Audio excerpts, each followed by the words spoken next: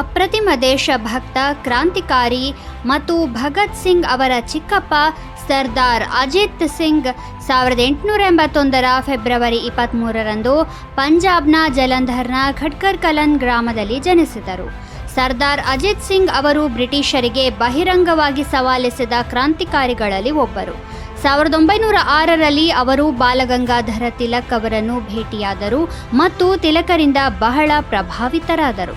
ಅದರ ನಂತರ ಸರ್ದಾರ್ ಅಜಿತ್ ಸಿಂಗ್ ಮತ್ತು ಅವರ ಸಹೋದರ ಕಿಶನ್ ಸಿಂಗ್ ಭಾರತ್ ಮಾತಾ ಸೊಸೈಟಿ ಸ್ಥಾಪಿಸಿದರು ಮತ್ತು ಬ್ರಿಟಿಷರ ವಿರುದ್ಧ ಬರೆಯಲು ಪ್ರಾರಂಭಿಸಿದರು. ಸರ್ದಾರ್ ಅಜಿತ್ ಸಿಂಗ್ ಅವರನ್ನು ಪಗಡಿ ಸಂಭಾಲ್ ಜಟ್ಟ ಚಳುವಳಿಯ ಜನಕ ಎಂದು ಪರಿಗಣಿಸಲಾಗಿದೆ. 1907ರಲ್ಲಿ ಬ್ರಿಟಿಷ್ ಸರ್ಕಾರವು 3 ರೈತ ವಿರೋಧಿ ಕಾನೂನುಗಳನ್ನು ತಂದಾಗ ಈ ಚಳುವಳಿ ಪ್ರಾರಂಭವಾಯಿತು. ಈ ಕಾನೂನಿನ ಬಗ್ಗೆ ದೇಶದಾದ್ಯಂತ ರೈತರು ತಮ್ಮ ಅಸಮಾಧಾನವನ್ನು ವ್ಯಕ್ತಪಡಿಸಿದ್ದರು. ಸರ್ದಾರ್ ಅಜಿತ್ ಸಿಂಗ್ ರೈತರನ್ನು ಒಗ್ಗೂಡಿಸಿ ಹಲವು ಸಭೆಗಳನ್ನು ನಡೆಸಿದರು. ಅವುಗಳಲ್ಲಿ ಲಾಲಾ ಲಜಪತ್ ರಾಯ್ ಅವರನ್ನು ಕರೆಸಲಾಯಿತು.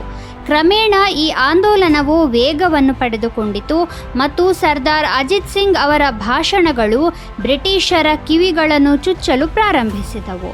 ರೈತರ ಬೃಹತ್ ಪ್ರತಿಭಟನೆಗಳ ನಂತರ ಬ್ರಿಟಿಷರು ಎಲ್ಲ 3 ಕಾನೂನುಗಳನ್ನು ಹಿಂತೆಗೆದುಕೊಳ್ಳಬೇಕಾಯಿತು.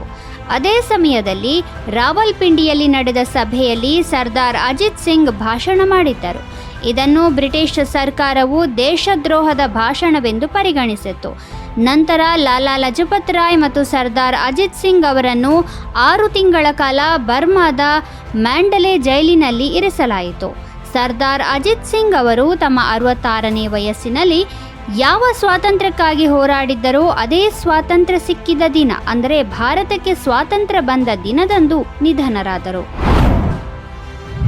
ಇಂಟರ್ನ್ಯಾಷನಲ್ ಆರ್ಗನೈಸೇಷನ್ ಫಾರ್ ಸ್ಟ್ಯಾಂಡರ್ಡೈಸೇಷನ್ ಅಂದರೆ ISO ಅನ್ನು 1947ರ ಫೆಬ್ರವರಿ 23ರಂದು ರಚಿಸಲಾಯಿತು. ISO ಸ್ವಿಟ್ಜರ್ಲೆಂಡ್ನ ಜಿನೀವಾದಲ್ಲಿ ಪ್ರಧಾನ ಕಚೇರಿಯನ್ನು ಹೊಂದಿರುವ ಸರ್ಕಾರೇತರ ಸಂಸ್ಥೆಯಾಗಿದೆ.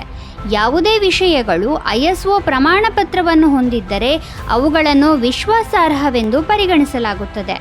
ಈ ಪ್ರಮಾಣಪತ್ರವು ಆ ಕಂಪನಿಯ ಉತ್ಪನ್ನಗಳು ಮತ್ತು ಸೇವೆಗಳ ಗುಣಮಟ್ಟ ಉತ್ತಮವಾಗಿರುತ್ತದೆ ಎಂದು ಭರವಸೆ ನೀಡುತ್ತದೆ. ISO ಪ್ರಮಾಣೀಕರಣವು ವ್ಯವಹಾರದ ವಿಶ್ವಾಸಾರ್ಹತೆಯನ್ನು ಹೆಚ್ಚಿಸಲು ಮತ್ತು ವ್ಯವಹಾರವನ್ನು ಸುಧಾರಿಸಲು ಸಹಾಯ ಮಾಡುತ್ತದೆ.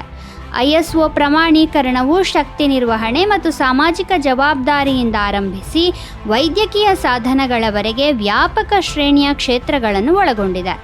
ISOದ ಪ್ರತಿ ಪ್ರಮಾಣಪತ್ರಕ್ಕೆ ವಿಭಿನ್ನ ಮಾನದಂಡಗಳಿವೆ ಮತ್ತು ಅದರ ಪ್ರಕಾರ ನಿಯಮಗಳು ಮತ್ತು ಷರತ್ತುಗಳನ್ನು ಸಹ ನಿರ್ಧರಿಸಲಾಗುತ್ತದೆ.